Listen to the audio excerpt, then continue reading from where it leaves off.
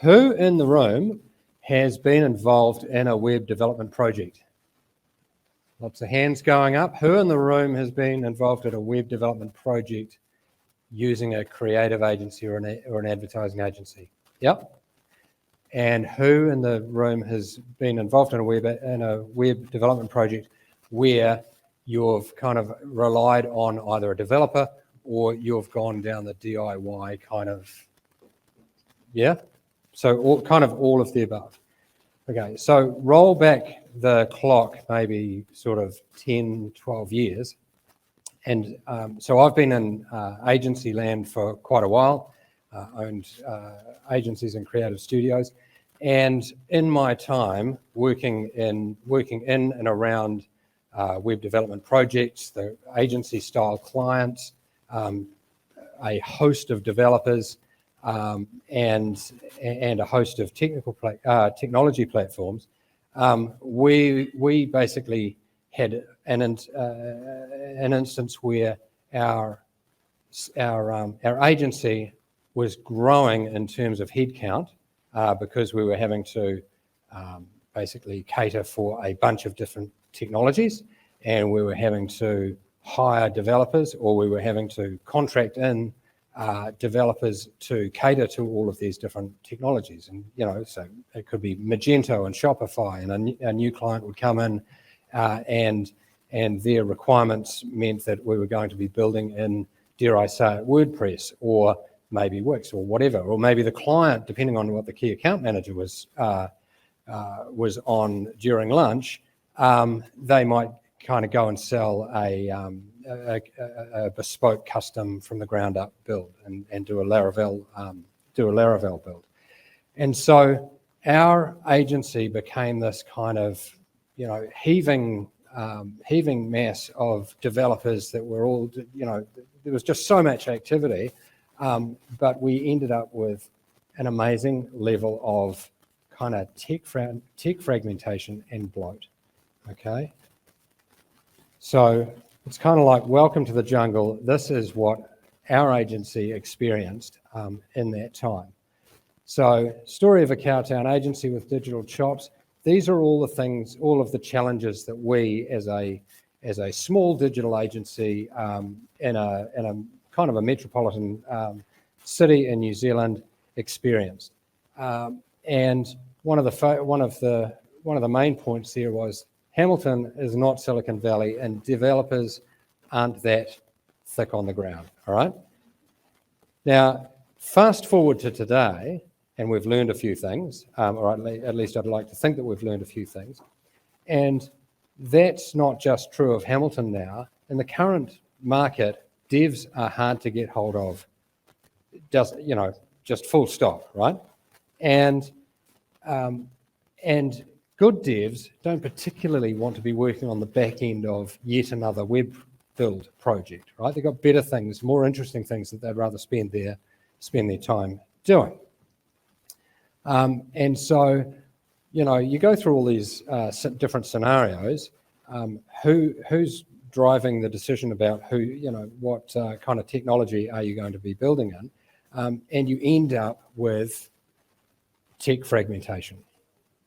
And lots of it, and it's expensive to keep going. If you're a creative agency, if you're a multi-site marketer, I'm not sure how many of your businesses are running more than one website, and if you're running more than one website, are you running them all in the same technology? We had clients that had basically, they went through the alphabetized list of available technologies, and they had a site and everything. All right, plus a few custom sites, and so as a group of, we like to think. So I'm a non-technical founder. All right, I'm not the tech guy. I cannot code to save myself, but we hire some amazing young people who do. But we decided, or we sat around and decided that surely we can't be the anomaly. Surely we're not the only ones in ad land or in the agency space in, say, New Zealand that's experiencing this. So we did a little bit of a roadshow, found that we were exactly right. There are plenty of agencies that were suffering in this way. So tech fragmentation, I mean, the way you get to tech fragmentation is that everyone who comes through the front door brings a new platform with them. And the reason they do that is that there's not one single platform that offers everything that you want. All right, that's why you have so many over the years. You've had so many sort of build to a specific outcome. Yes, every platform has pros and cons, but if I was to draw a parallel between the way agencies have ended up either having to specialise in a particular, you know, we're a Shopify agency, or we're a Magento shop, or pick a brand. It would be like talking to your finance department and they're using basically any kind of, you know, 2 or 3 or 4 different, they're supporting 2 or 3 or 4 different technologies to balance the books. I mean, it might happen. I kind of doubt that it would still happen, all right? So, market research. Now, for my sins, we ended up having to do market research at Cannes Lions in France, sort of waist deep in the Mediterranean, drinking rosé with, ad people. But as exhaustive as it was, we certainly got around the houses and got to talk to a lot of people about their pain points. And these were agencies that are, you know, from holding company agencies to network independent agencies, right down to small to medium, they call them 40-man agencies, you know, around about 40 employees. And to a fault, everyone's having the same issues. So we figured maybe we're kind of onto something with our thinking. All right. So agencies of all different shapes and sizes are struggling with digital platform fragmentation. We can tick that one off. Some of the larger groups, they've gone through a process of, in the early 2000s, they were going on a shopping spree and buying everything and anything that looked like a digital agency to basically support whatever their clients were after. And they're not just buying a couple of devs. Some of these dev teams are in, you know, count in their hundreds and more. The default technologies being Drupal and Wix and Squarespace and all of those, they're great for what they've been for their intended purpose. But when you throw them in to an agency model, it just creates mayhem, creates absolute kind of chaos. And this has caused a significant tech hangover. And as of yet, nobody's solved this. Coinbase has cracked it with crypto. Shopify has absolutely nailed e-com. GitHub, there are so many instances of how this has kind of worked in other industries, but nobody's quite cracked digital for agencies just yet. So we kind of followed the money into when we were talking to these agency bosses, and you'll get that there's a sort of a central thread with all of these characters. They're all kind of old school agency people who, they focused on the money. They focused on their clients and focused on the money. So effectively, the concept behind this one is, back in the good old days, it was reasonably simple, reasonably kind of linear. The good old days or the bad old days, an agency would take a client brief. This is pre kind of digital. Take a client brief. The account team get onto it. Creative teams start coming up with some great crazy ideas, and the output would be, whether it's TV commercials, whether it's newspaper ads, whatever the big idea is, and however it's executed. And then we get into the current situation, which is all about digital, and there are just so many different ways agencies are kind of handling this. It's anything from internal to external developers, maybe external vendors like a completely different web shop. You'll have consultants getting in there. You've got agency groups that have bought up a whole lot of digital shops, and then they also have to go out and create an offshore kind of production hub. Most of them are up in Asia, and so there's just so many different ways that they're trying to crack that same nut. All right, and as it says down there, agencies can't move to a monolithic model in this connected world, and they can't operate productively at scale without contiguous workflows. Right. So Mary Wells Lawrence, the Queen of New York. So the tyranny of the default. This is where agencies get kind of into this inertia. They kind of get into the straitjacket of what they've always done. They can't help it. It's what they do. It's kind of they just default to, okay, well, because we've got a digital team, that's who we're going to use, and it's just literally sucking them dry. I mean, there are instances where the dev team, the huge dev team that's creating multiple kind of full stack versions of web apps and all of that sort of thing, are literally they're sucking the agency dry, and they're kind of in this space where they're kind of in this space where they've they're their own sort of its own self-fulfilling kind of prophecy, is that you've got all of these devs, all of these technically competent people that need to be managed, but they're being managed by an ad agency, and it just doesn't kind of work, right? So these are all of the things that we've seen in the time that we have gone out researching lots and lots of agencies all around the world. And they need to move away from the idea that websites need all of the scaffolding and user-friendly drag and drop kind of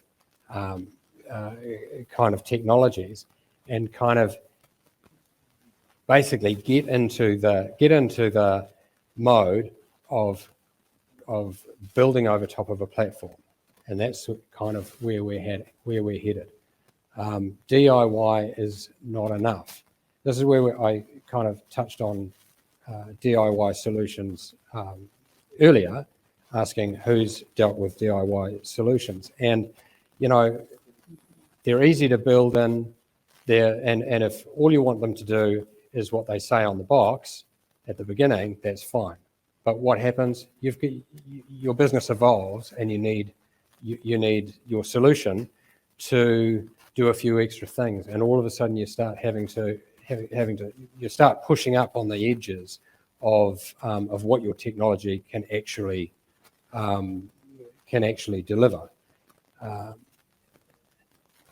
All right, so they're fantastic for the mass market. Don't get me wrong. I mean, these, the likes of Wix and Squarespace, they're fantastic technologies for what they are and for who they're directed at.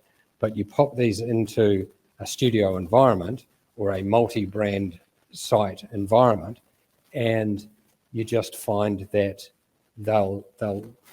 they might survive sort of 12, 18 months, and then it tends to be and we've seen a number of projects go this way, it tends to be that you screw them up, you throw them away, and you're starting again anyway. So as much as they might be DIY and they might be a low-cost option to start with, they cause quite a lot of disruption, not only within the agency, but for the client as well. I think I've covered that. Yeah. So we agree. We kind of agree as a business. We kind of look at it and say, well, you know, it's great that we've got all of these kind of DIY and all of these different kind of options. A lot of them have been built out for that generalist market, your small to medium enterprise business, the florist on the corner who, you know, they don't have a lot of they don't have a lot of resource, but they've got quite a bit of time and they can take some photos of their product and pop them online. That's brilliant for us. You know, Squarespace is an absolutely brilliant option for them. But then when that florist decides that they're going to kind of, I don't know whether they're going to franchise or they're going to, they're going to grow somehow. You know, what does it take to you know, integrate things like you know, shipping modules and all of these sorts of things. You know, some of these technologies just aren't built to grow. And I kind of like, to that end, you know, there's that analogy that, you know, Ryanair and their ilk have sort of, you know, they've normalised global flight and all that sort of thing, but business class and first class exist for a reason. You know, I mean, there are lots of technologies out there that are for the every person, you know, the smaller business, but to put them into a studio production, high volume, high quality kind of outputs, and you really need to be looking for something else. And the size of the problem.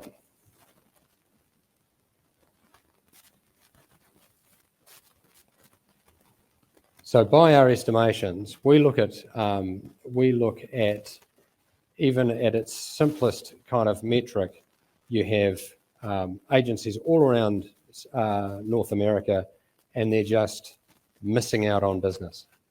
Depending on which, it doesn't even matter which way they're kind of doing their client work. They're either outsourcing and losing a ton of margin doing it, and scope creep happens, and they end up doing web development as a loss leader, or they are doing it in-house incredibly inefficiently, or, I mean, there's just a bunch of reasons why Adland is kind of in the North American context alone is leaking well over $1 billion every single year, and some of these businesses are starting to really feel the pinch when media commissions are shrinking, margins are shrinking. I mean, there are a few big agencies out there that are doing famously well. But there's a lot in that kind of soft middle of US businesses that are, and not just in the US, that are really struggling.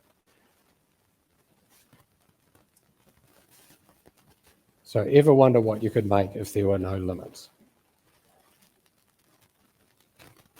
So this is our kind of play. From what we've seen around our industry, around our sector.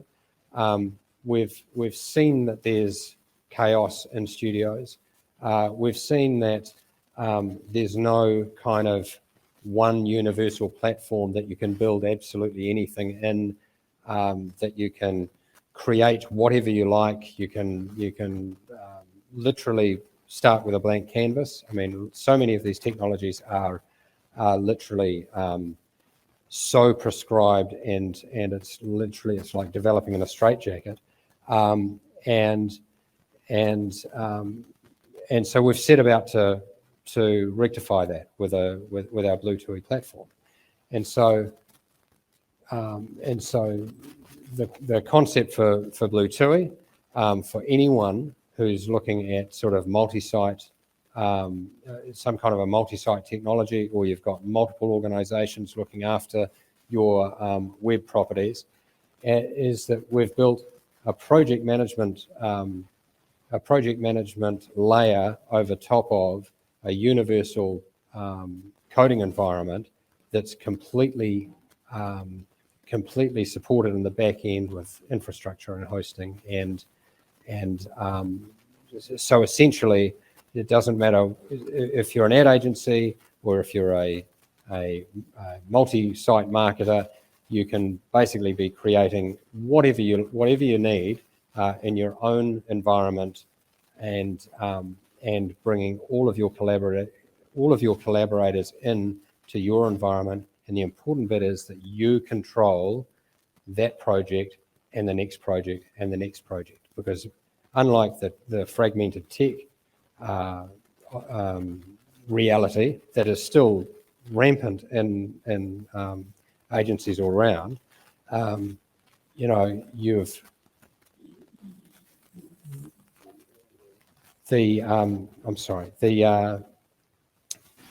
the reality within studios all around is that, you know, you've just got so many different technologies that you're expecting someone in your studio to remember who worked on it last, to remember you know, which web company may have done it, and hopefully they're still in existence. And when you want to go and update things, it can be absolute mayhem, and the effort and the administrative effort and time and cost that has to go into sort of juggling all of these different technologies and all the multiple sites that are in these technologies can be addressed by a single universal platform that you can literally build anything in. And so that's what we're kind of about, I guess, in short, is that our agency has been informing this style of build over the last 5 or 6 years, and we've kind of done our research, and we're happy to say that we're just about at the point where we're going to release this thing, which is, I know this is probably not what you're expecting. It's kind of more of a you know, founder's story, look at what we've done, but I'm just interested in hearing how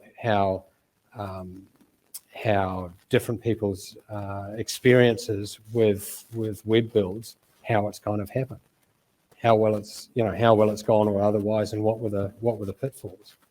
So if I can instigate the cube, where's the cube? Who was holding their hand up earlier about website builds? Because I'd love to have a conversation. Yes? No? Okay, well, no's another answer. I could do. Well, no, not necessarily. More just hearing from the floor how it all worked, because it could have worked out for you absolutely famously. The web build. So you get a project into your business, into your or a client's business or whatever, and you know, how does the process go? Well, you're right in that the 12 to 18 months, quite often, if it's been a cheap build, it gets thrown away and you start again. Yep. Yeah. So we're focusing more in the 5-6 grand website builds. Yes. Yep. We do use WordPress. That's all right. It is a good solution. You know, it's a great solution. We don't host. So we enable the developer to host direct to the client, so that there's no clipping of the ticket and they're responsible for looking after the site. Yes. But we also find that solution's not working either, because we still lose the client in about the same time frame. Yes. So the client becomes essentially a free radical, right? They're not encumbered by anyone now. They've got their hosting.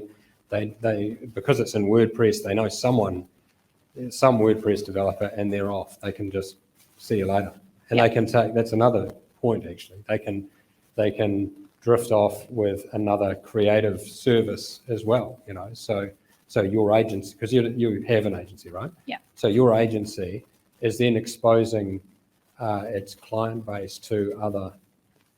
Yeah, and there's no stickability. There's no kind of lock-in by using that digital platform as lock-in for your clients. If they buy into our other services, because we specialize in content marketing, yes, then it's fine. Yes. It's when they don't. Yeah. Okay. Yeah. Interesting. Any other? Yes. Hang on. There's a rule in this room, and it's to use one of these. Yep. So Graeme, my question's about the product more because I'm not an agency, but yes. So you mentioned collaboration.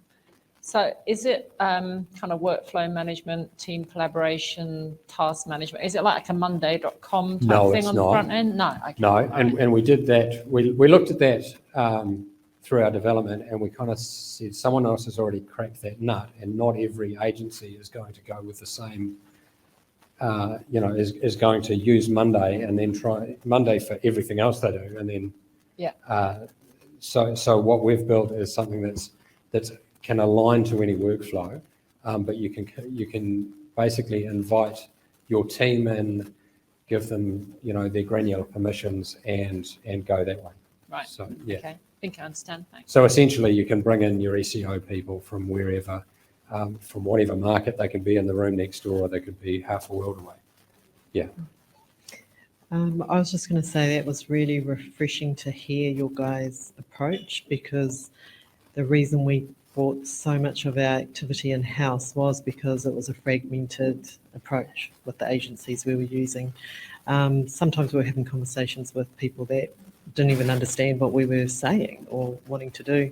So, yeah, awesome to hear that you're taking that approach and looking forward to seeing the product. Yeah. Thank you. Yeah. Right, where's my... All right. Oh, and that was the end of the presentation. There you go. I was expecting so much more. I hope you weren't expecting so much more. So yeah, it's kind of like it's almost like a watch this space sort of presentation, because we've been beavering away for a number of years, building this out. We've had feedback from over 1,000 users within the app, and we're kind of only just getting to that commercialization stage. And as much as we're an incredibly niche, well, I think that we're an incredibly niche targeted proposition, it's kind of, it's not kind of niche in this room, because you've got a bunch of people who spend a significant time around thinking about working on websites and web apps in their different kind of capacity. Whether it be SEO people or content management people or whomever. The traditional way of sort of like passing a website around and as an agency or as a business kind of losing contact with that digital asset, that's a very real risk. All right. Whereas with a platform, as I've kind of described, the agency or the multi-site brand owner has complete control over the site, over multiple sites, and can run the workflows as they like, and maintain control over the cost and the inputs and all of the permissions, which we're mindful of as we've been through the pain of multi-site tech fragmentation, just having a studio that is just bursting with developers, and as an agency, what you end up doing is you're kind of finding the next job to feed the developers rather than finding the next job for the creative side of things or the general business. So, yeah. So, Graeme. Yes. Sorry. Nico? Yes. So by putting all of our clients' websites onto this platform, is Yes. that then kind of making them proprietary, which means the client can't go anywhere without talking to us? Yes and no. I mean, they could literally start up. Well, they could go to another Blutui agency. All right. But you're effectively, they don't know that it's Blue. They don't necessarily know that it's Blutui. They think it's your platform, because it's all branded. It's your ecosystem. It's got your branding. So they'll think that they can't go from us. Pretty much. I mean, we're doing it to promote lock-in. Yeah. And we haven't had. You're thinking that will be a real hard sell. So the answer to that is, all you need is a developer that knows HTML and CSS, which is basically anyone who can build a WordPress site will find this quite luxurious. Yeah. Yeah. Yes. Sorry. Apparently the box, the cube, El Cubo. Is that true? Don't throw it. Can I take it? Oh, here we go. Yeah. I've been on the flip side of that situation where you are with a dev agency that has effectively locked you into a really uncommon CMS. Yes. And that you didn't. I was in a strange position where I took over developing a website that had already had a contract signed for it. So I had no input into what CMS was used. And the relationship with the dev agency broke down. And as a client, it's horrible because you're trapped. You've sunk thousands and thousands of dollars into a website that still doesn't meet your needs, and you can't pick it up and go anywhere because you're trapped into a CMS that almost no one uses. But okay, so in Blutui terms, it's not that nobody uses that CMS. It's the language. You can use any language on it. So basically, any competent website builder can pick it up and go, okay, cool, let's go. And in terms of actually transitioning, I mean, our intention is that we build an ecosystem of agencies. You know, our big audacious goal is that this becomes a gold standard for creative agencies and studios. And you know, other technologies like Adobe Experience Manager are kind of in that space. The huge licensing fees to have an Adobe Experience Manager site, in the kind of like hundreds of thousands of dollars a year, and we're kind of taking a kind of lowballing approach to that. We're incredibly competitive, you know, against Adobe, which shakes me to my core. But anyway, I guess the idea is that you could literally start up a Blutui, go online, start up a Blutui account, and flick the site over, and you own it again. You know, so it is that simple. Yes. You have a box. But I 100% agree with what she's saying, because we run an agency and we have clients who have the same problem. So what we've understood is, if the moment you start locking people in without adding value, it's frustrating. And when people are frustrated, it only creates more and more problems than actually solving it. If Blutui as a solution came together and helped some way collaborating, like you said, bringing the SEO people and helping that, I think that's more of a value add than having somebody locked into CMS. Because the moment you say Blutui, I think you're going to spend the first hour explaining to the client what is Blutui, right? Because it's new, right? If you say it's WordPress, everybody knows WordPress. So if you say, I'm not going to talk about Squarespace, which I agree with what you're saying with the limitations of that. And then coming to custom CMS solutions, again, we recommend clients to go custom CMS only if you cannot do it on an existing CMS. Now, I agree about the fragmentation. I agree about WordPress having different apps, having security issues and so on, but mostly it works fine. We haven't come across really any problems as such, as long as you know how to put your security parameters and you update your apps and just manage it. What we have seen that sticks with clients is actually being proactive and adding value. For example, a lot of hosting companies that host websites, like you said, you don't even know who hosts your website when it comes to it. But if you're being proactive and you're adding value, you're telling people what you're doing in the back end, updating the website, there's a new new whatever update that's coming in. There's a major update. We're upgrading you to the new version of the CMS. Yeah. So It'll be offline for this long. This is the new functionality you'll get. Yeah. Exactly. So that, I think, adds more value. Nobody likes lock-ins, is what I have seen. People love collaboration.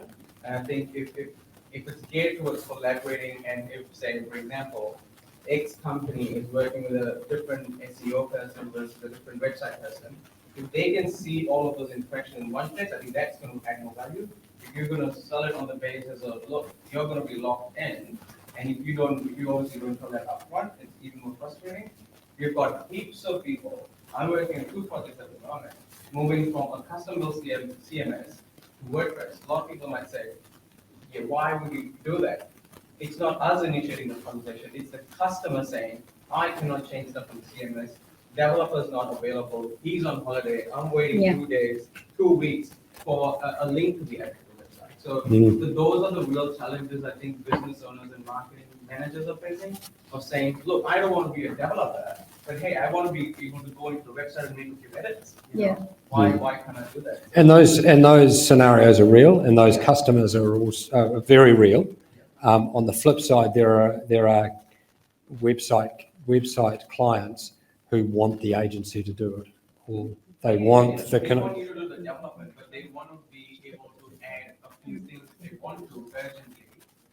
Just a bit. Oh, so I mean, in our context, there's an in-page editor. So I mean, yes, they can do some simple updates and all that sort of thing really easily. You can give them the keys, and the way we promote development is that you lock down all of your aesthetic, so that the design, because a lot of the projects we get involved in and that we've spoken to other creative directors about, they're talking to brands who want their brand, wrapped in cotton wool, and you don't want a content manager just kind of like thinking he or she can drag and drop something to a different part of the page when they've just spent mega bucks on getting the page kind of looking just right. Do you get what I mean? Yeah. I understand exactly where you're coming from. Yeah. Anyway, Yeah, I mean, maybe saying lock it, you would. I'm not saying that you would go and sell our solution based on lock-in. Okay, nobody would go out and say, hey, listen, we can lock you into this. What I'm saying is that from an agency point of view, it gives you some stickiness with the client when they are relying on you for the web. They're relying on that relationship. That relationship breaks down for whatever reason. The relationship will never break down based on we can't do anything. There's something that we can't do in Blutui because we've built it that it is totally a universal. You can build anything in it. All right. So that conversation is not going to happen. But if you particularly wanted to move this, then go and find yourself a developer and buy a Blutui license and flick it across from one account to the other. And it'll take you 12 seconds probably. Yeah. Yes. All right. Objection handling 101. Fantastic. How did I do? Oh yeah, absolutely. And it's a discussion we've had, time and time again. We figure it's a big market. People aren't going to, you're not going to hit every ball out of the park kind of thing, right? Yes. So, I mean, thank you for indulging me and letting me share our little journey so far.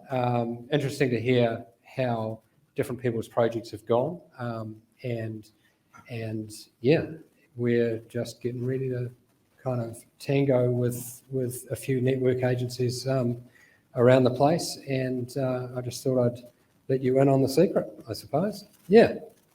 So it's been a long day. Shall we wrap it up? Cool. Okay. I guess we're doing this again tomorrow.